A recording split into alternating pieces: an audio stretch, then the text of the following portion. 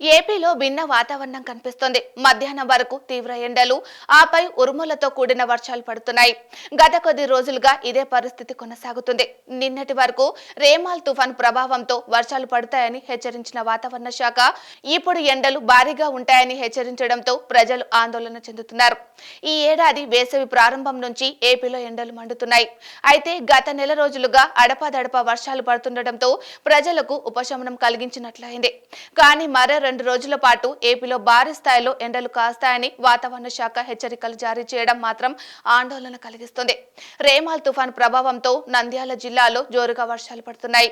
మరోవైపు కాకినాడ జిల్లా ఉప్పాడ తీరంలో అలలు ఎగిసిపడుతున్నాయి. అయితే తుఫాను ప్రభావం తెలంగాణకు ఉన్నంత ఉండదని వాతావరణ శాఖ స్పష్టం చేసింది.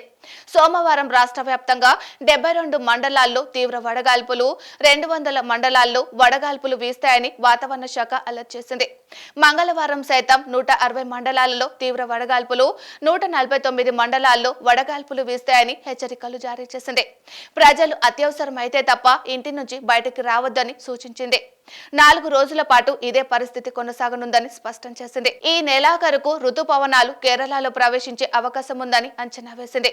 ఉత్తరాంధ్రలో ఎండల తీవ్రత అధికంగా ఉంది. ముఖ్యంగా శ్రీకాకుళం, విజయనగరం, పార్వతీపురం మాన్యంలో ఉష్ణోగ్రతలు అధికంగా నమోదవుతున్నాయి. శ్రీకాకుళంలో 3 మండలాలు, విజయనగరంలో 5 మండలాలు, పార్వతీపురం మాన్యంలో 4 మండలాల్లో ఎండ తీవ్రత విపరీతంగా ఉంటుందని, వడగాల్పులు వీస్తాయని వాతావరణ శాఖ సూచించింది. రేమాల్ తుఫాన్ ప్రభావంతో ఏపీలో వర్షాలు పడతాయని వాతావరణ శాఖ ముందస్తుగా చెప్పింది. కానీ ఆ తుఫాను ప్రభావం తెలంగాణపై అధికంగా ఉంది. హైదరాబాద్ తో పాటు తెలంగాణ జిల్లాలో భారీ వర్షాలు నమోదవుతున్నాయి. ఏపీలో అడపాదడపా వర్షాలు పడుతున్నా ఆశించిన స్థాయిలో ఫలితం ఇవ్వడం లేదు.